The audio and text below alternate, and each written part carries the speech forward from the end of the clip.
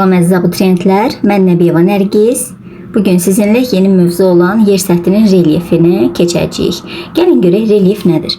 Relyef yer səthinin nahamarlıqlarının cəminə deyilir. Nahamarlıq deyəndə dağlar, düzənliklər, eyni zamanda çökəkliklər nəzərdə tutulur. Relyef isə geomorfologiya elmi öyrənir. Relyef iki prosesin təsiri ilə yaranır ki, bunlardan birincisi endogen, digəri isə eksogen proseslərdir. Endogen, yəni daxili proseslərin təsiri ilə yaranan relyef formalarıdır və bunun digər adına biz morfostruktur deyəcəyik. Buna aiddir dağlararası çökəkliklər, vulkanlar, okean novları, vulkan kraterləri, qırışıq dağlar, adalar qövsü, sinklinal və antiklinallar. Yəni bir sözlə yerin daxili prosesləri nəticəsində yaranan relyef formalarına biz endogen relyef formaları deyəcəyik. Eksogen isə xarici qüvvələrin təsiri ilə, məsələn aşınmadır, suyun təsiri ilə yaranır. Daha sonra abrazyon düzənliklərdir, biz buna deyəcəyik. Qobulardır, gətirmə konusudur, yarğandır və antropogen təsirlərdir ki, bunlar hər biri xarici qüvvələr adlanır və bunun nəticəsində eksogen qüvvələr yaranır. Bunun isə digər adına biz deyəcəyik morfoskulptur. Deməli, daxili oldu morfostruktur, xarici qüvvə isə oldu morfoskulptur. Gəlin görək düzənlik nədir? Yer səthinin nisbətən hamar sahələri düzənlik adlanır. Düzənliklər özü də mütləq hündürlüyünə görə 3 yerə ayrılır ki, bunlardan birincisi ovalıqdır. Ovalıq mütləq hündürlüyü 200 metrə qədər olan düzənliklərdir. Və okean səviyyəsindən aşağıda olan ovalıqlar da vardır ki, biz bunlara nə deyəcəyik? Çökəkliklər deyəcəyik. Yer kürəsinin ən böyük ovalığına biz Amazon ovalığıdır, Mississippi'dir, Orinoco, La Plata, Atlantik sahili, Meksika sahili, Hindqan, Küraraz, eyni zamanda Orta Dunay, Xəzəryanı və digərlərini misal göstərə bilərik ki, biz bunları xəritədə də görəcəyik. Daha sonra, yəni ovalıqdan sonra isə gəlir yüksəklik.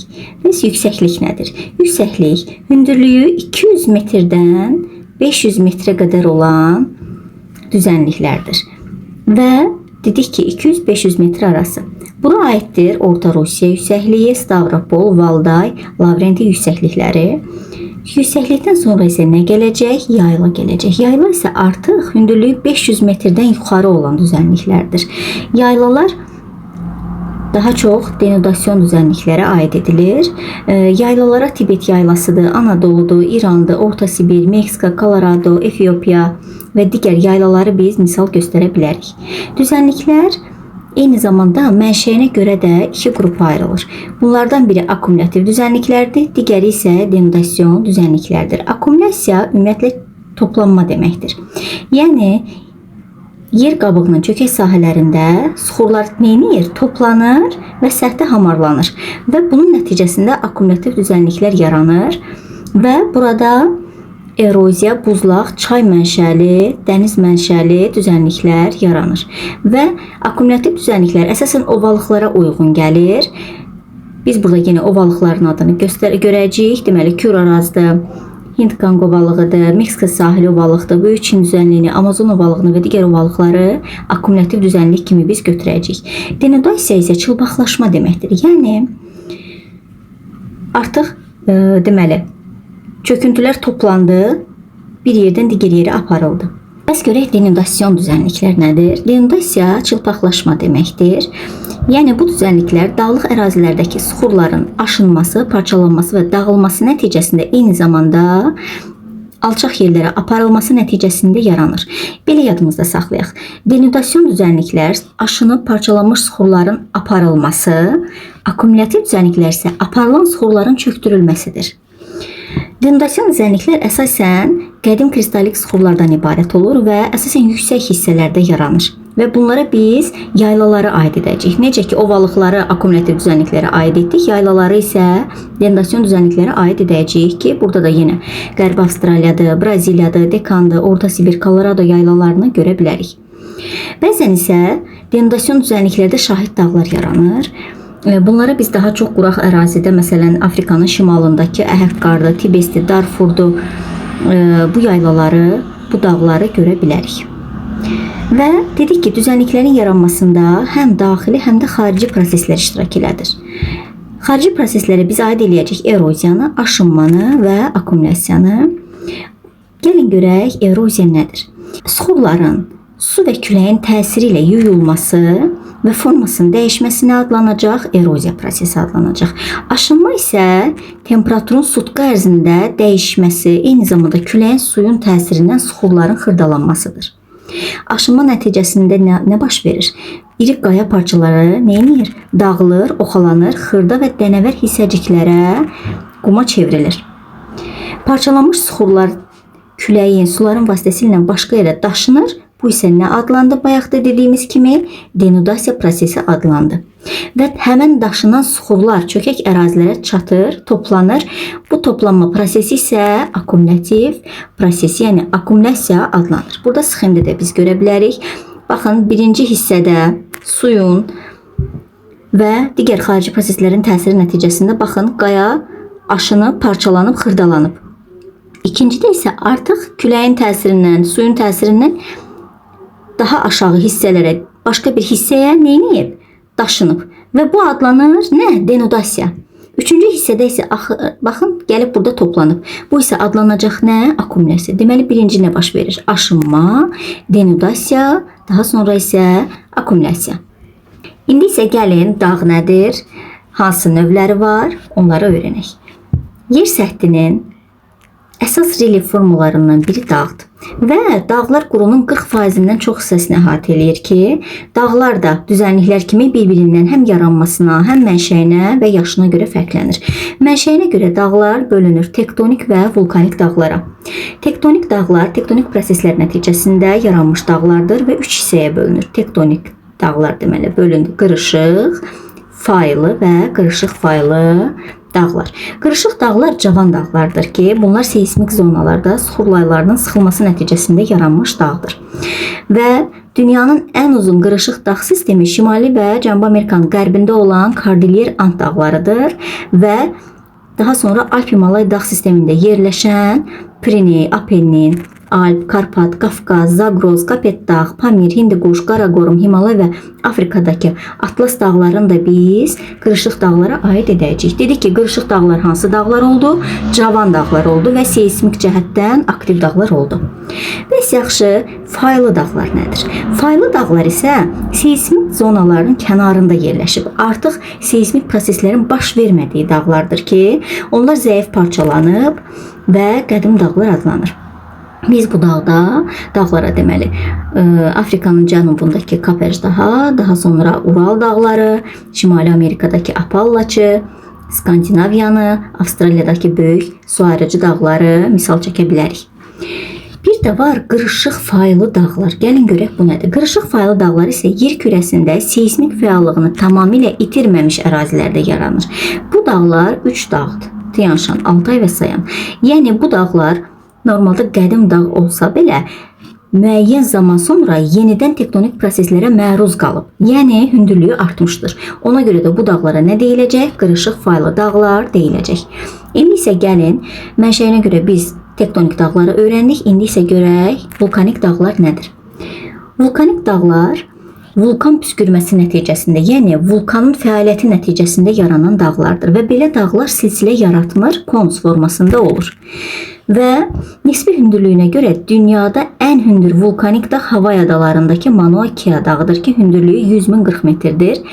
Bundan əlavə Elbrus, Kazbek, Sabalan, Etna, Vezuv, Kamerun, deməli Cotopaxi və digər vulkanik dağları da biz misal göstərə bilərik. İndi isə gəlin buradakı sxemdə faylı, qırışıq faylı və qırışıq dağlar necə olur ona baxaq. Əvvəlcə baxın qırışıq faylı dağlara necə hündürlüyü dik vəziyyətdədir və suxurlar necə yaranıb. Baxın, sinkron antiqlinal şəklində düzülüb.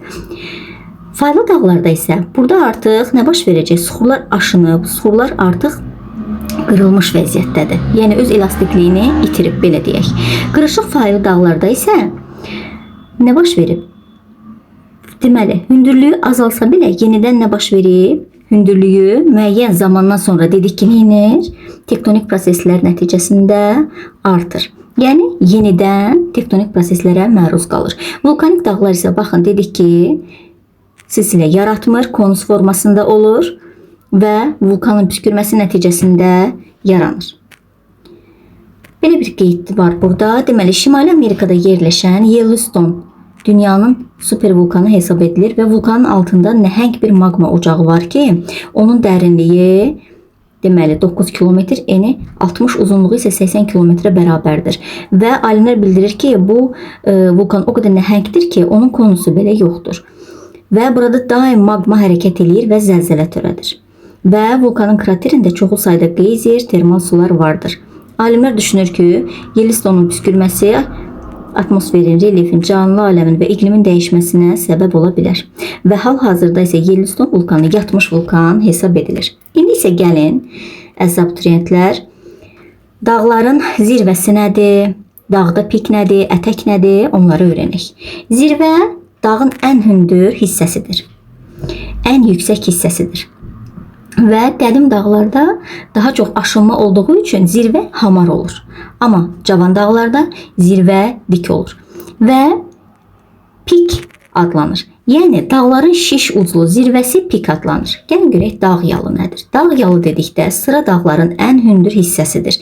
Aşırım isə nisbətən az yüksəkliyə malik olur və keçid üçün əlverişli olan hissədir. Ətək isə dağın ən aşağı, yəni düzənliyə qovuşan hissəsidir.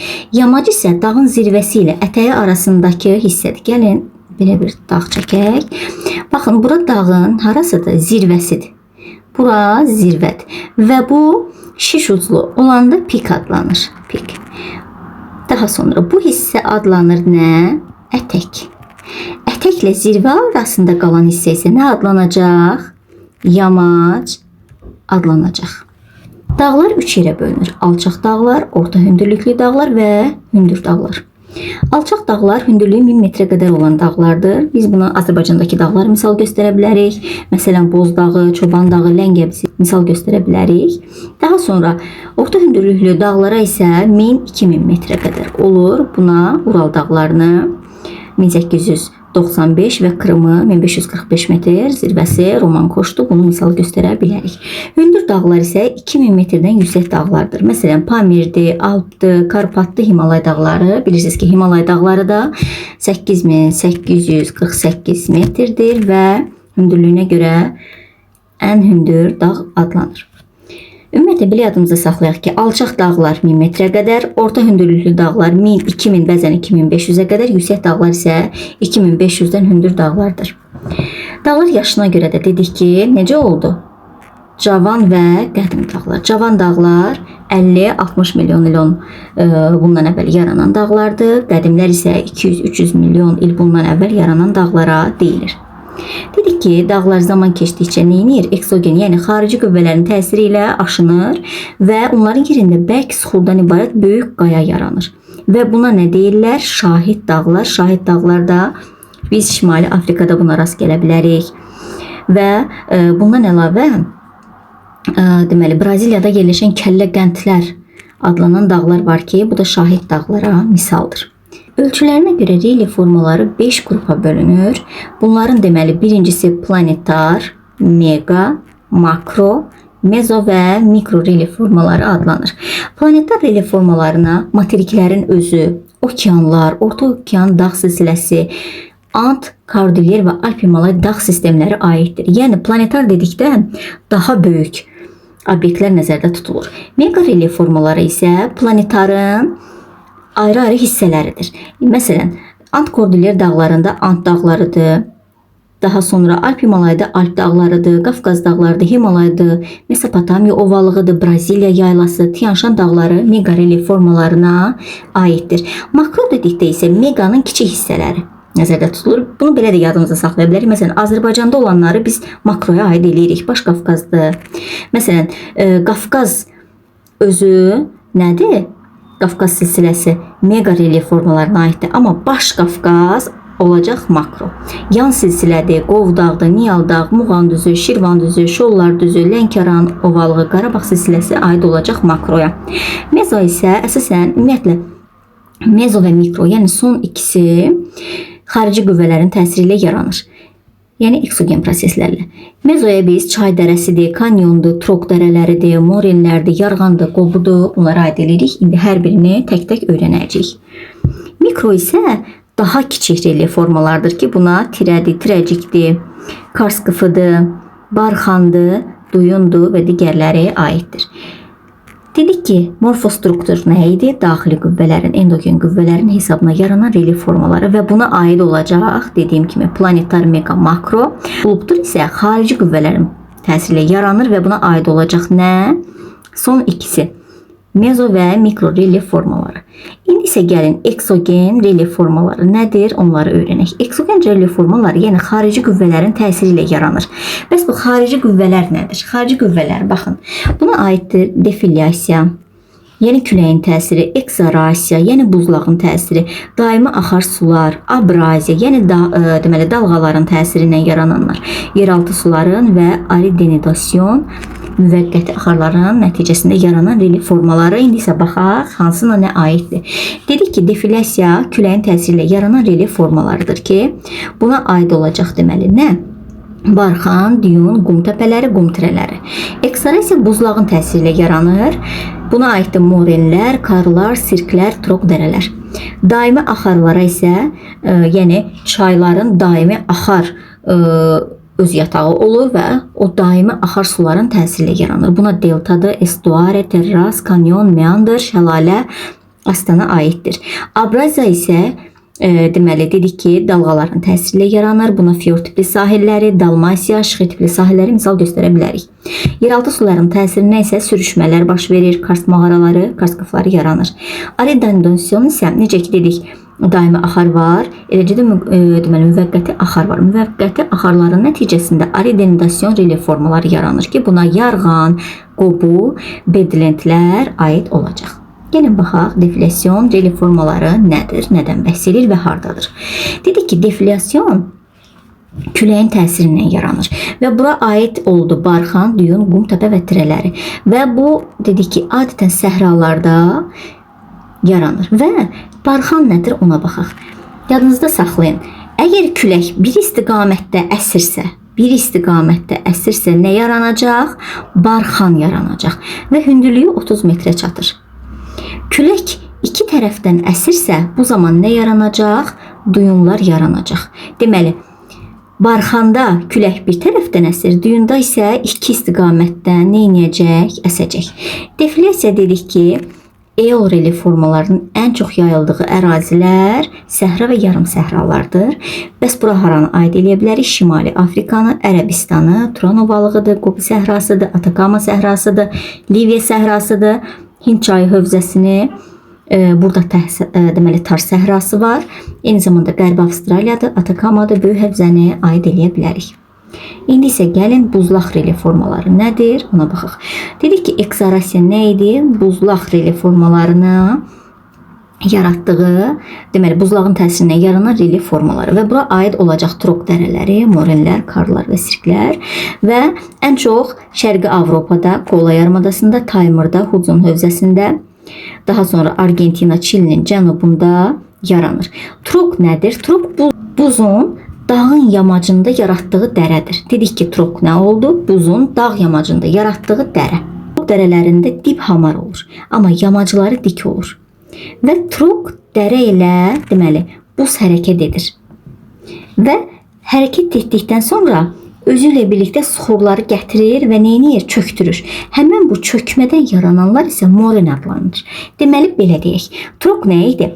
Buzun dağ yamacında yaratdığı dərə və buz həmən bu troq dərəsindən gəlir, özündən bir yerdə nə gətirir? Suxurlar gətirir və çöktürür. Həmin bu çöküntünün nəticəsində yaranan suxurlar nə adlandı? Morenlər adlandı. Morenlər isə buzlaqların akkumulyasiyası adlanır. Nəyə görə? Çünki gətirib çöktürür və qabarıq relyef formasıdır. Və həmən bu çökəkliklərə isə karlar və sirklər aid edəcəyik biz. Kar və sirk. Kar nədir? Buzun çökməsidir. Və çox vaxt bu su ilə dolur və nə yaradır? Buzlaq göllər yaradır. Və bir neçə kar varsa, buna amfiteatr formasında olur deyə sirk deyilir. Nə oldu? Dedik ki, morenlər çökülmədi, yəni çökmədi və bu çökmə nəticəsində çökəkliklər yaranır və burada deməli kar və sirk yaranır. Kar nə idi? Buzun çökməsi. Bir neçə kar yanaşı olanda isə bu sirk adlanır. Niyə sirk deyirlər? Çünki amfiteatra oxşuyur.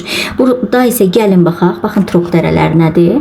Demək, Trok dərələrində buz nədir? Aşağı doğru sürüşdü. Aşağı sürüşdü və özündən nə gətirdi? Çöküntülər gətirdi. Baxın burada çöküntü gətirir və bu nə adlandı? Moren. Morenlər isə burada nə yaradacaq? 2. Kar və sirk. Kar deməli, bəzən kardakı buz əriyir və bura su dolur. Bu nə olur? Buzlaq mənşəli göl. Sirk nədir? Karlar yanaşı düzüləndə amfiteatra oxşadığına görə sirk adlandı. Burada biz yenə Moren təpəsini və Moren tirəsini görə bilərik. Və 4-cü dövr buzlaşması dedik. Həm şimalda olub, həm cənubda olub. Cənub yarımkərəsində Argentina, Çili, Antarktidada baş verib. Argentina, Çilidə də biz fiord tipli sahillərə rast gələ bilərik. İndi isə gəlin daimi axarların yaratdığı relyef formalarına nəzər salaq. Dedik ki, çayların yaratdığı relyef formalarına delta gətirmə konusu estuari, terras, kanyon, astana, meandr, şəlaləni aid elədik. Delta çayın mənsəbdə qollara ayrılmasıdır. Baxın, çay mənsəbdə neynədir? Qollara ayrıldı. Bu adlanacaq delta. Və bu zaman çayın qarşısını çöküntülər örtür. Çay neynir? Qollara ayrılaraq mənsəbə doğru hərəkət edir. Bəs yaxşı, gətirmə konusu nədir? Çay dağdan düzənliyə çıxanda özündən çöküntü gətirib toplayır və bu daha çox dağ-ətəyi düzən ərazilərdə olur. Estuari nədir bəs? Estuari isə çayın mənsəbdə qollara ayrılmadan birbaşa aid olduğu su hövzəsinə tökülməsidir. Qıfvari olur. Dedik ki, estuari necə olur? Qıfa oxşuyur. Qıfvari olur. Və deməli, dedik ki, nə baş verdi? Qollara ayrılmadan birbaşa su hövzəsinə töküldü və bunun səbəbi mənsəbdən keçən okean cərəyanları, çayın yüksək sürətli axını, qabarma çəkilmə ola bilər. Bəs yaxşı, kanyon nədir? Kanyon yumşaq suxurların deməli, keçərkən çayın dərin dərələr yaratmasıdır. Kanyon əsasən dağ çaylarında olur və dünyada ən dərin kanyon Colorado çayının kanyonudur. Kanyon dərələr Azərbaycanda da var ki, və kanyon dərələrdən biz necə istifadə edə bilərik? Biz buradan suxurun relyefin yaşını müəyyən edə bilərik. Bəs astana nədir? Astana çay yatağında bərk suxurlardan keçmədir. Bərk suxurlar çayın dərəsində yerləşir və həmin suxurları çay parçalaya bilmir. Məcburdur ki, çay onun üstündən keçsin və bu zaman nə yaranır? Astana yaranır. Astana gəmiçiliyə mənfi təsir göstərir. Baxın, burada göstərir. Baxırsınız, burada nə var? Bərk suxurlar var və çay görürsünüz, belə keçir. Meandr isə düzən çaylarında olur, əsasən U formasında olur, əyri olur. Məsələn, Kür çayının Küraz ovalığındakı dərəsi meandrdır. Bundan başqa Obdu, Amazonda da meandrlar mövcuddur. Şəlalə isə yumşaq və bərk suxurlardan keçərkən yaratdığı relyef formasıdır. İndi isə gəlin yaradıcı relyef formaları və dağıdıcı relyef formaları hansıdır? Onlara baxaq. Dağıdıcı deyəndə, yəni suxurlar dağını parçalanır. Buna məcra, şəlalə, astana, Trok dərə və dərələri, çay dərələri, yarğanlar, sirklər və karlar aid edilir. Yaradıcıda isə nə yaranır? Bunu akkumulyativ düzənliklərdə göstərə bilərik. Yəni akkumulyasiya prosesidir.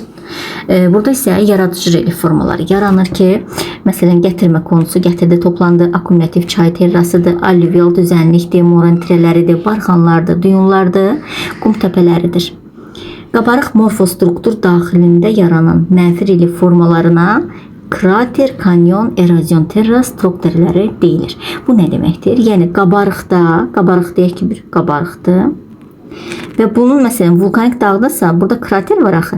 Yəni qabarığın daxilində mənfi çökək relyef forması var. Bunlara da dedik nə aid elədik? Kanyonu, krateri, erozyon terrası və Trok dərələrinə aid elədik. Sahil formaları təbii ki dalğaların nəticəsində yaranacaq. Və bu da yaradıcı relyef formasıdır. Fiord tipli sahillər olur ki, bu 4-cü dövr buzlaşması nəticəsində yayılıb və bura əsasən Skandinaviya, Şimali Amerikan şimalı, daha sonra Avrasiya, Argentina, Çilinin cənub sahillərini misal göstərə bilərik. Buzlaşma zamanı nə yaranıb dedik? Trok dərələri formalaşdı və buzlaq əriyəndən sonra bu dərələr okeana yaxud da dənizin suyu daxil oldu, ensiz uzun körfəzə çevrildi və bu da fiord yaratdı. Yəni daha sadə dildə deyək ki, buzlaşma oldu, Trok dərəsi formalaşdı. Buzlaq əriyəndən sonra isə həmin bu dəriyə ya çayın ya da okean suyu daxil oldu və bu zaman nə baş verdi? Körfəz oldu. Həmin bu körfəzlərə də fjord tipli sahillər deyildi. Dağma isə bu daha çox Adriatik dənizi sahillərində yaranıbdı. Xorvatiyada bu sahillərdə deməli qitəyə paralel uzanan adalar var.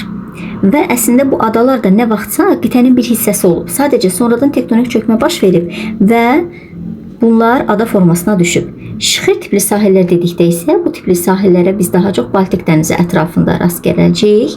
4-cü dövrün buzlaşması zamanı buzlar özü ilə çoxlu çöküntü süxurları gətirib və dəniz və okeana axıb. Bunun nəticəsində daşlı, qayalı sahil forması yaranıb ki, buna da şixir tipli relyef forması deyilib. Kars relyef formaları eroziyanın təsiri ilə yaranır və deməli yeraltı sular həll olur. Həng daşı, gips, dolomit süxurların təsiri nəticəsində neyiniyir? Həll olur və bu zaman boşluqlar yaranır və bu boşluqlarda mağaralar yaranır və bunlara da Kars mağaraları deyilir. Bu mağaralara biz Avropanın cənubunda rast gələ bilərik. Kars platosunda var belə mağaralar. Ən böyüyü isə Amerikadakı Flint Mamont mağarasıdır ki, uzunluğu 680 kilometrdir. Burada da Kars prosesinin relyefi, deməli qrafiki göstərilib ki, yeraltı suların təsiri nəticəsində yumşaq süxurlar, əhəng daşıdır, dolomitdir. Burada neyiniyib? Yuyulub və boşluqlar yaranıb ki, buna da nə deyilir? Mağaralar deyilir. Kars relyef formalarından biri olan mağaralar deyilir.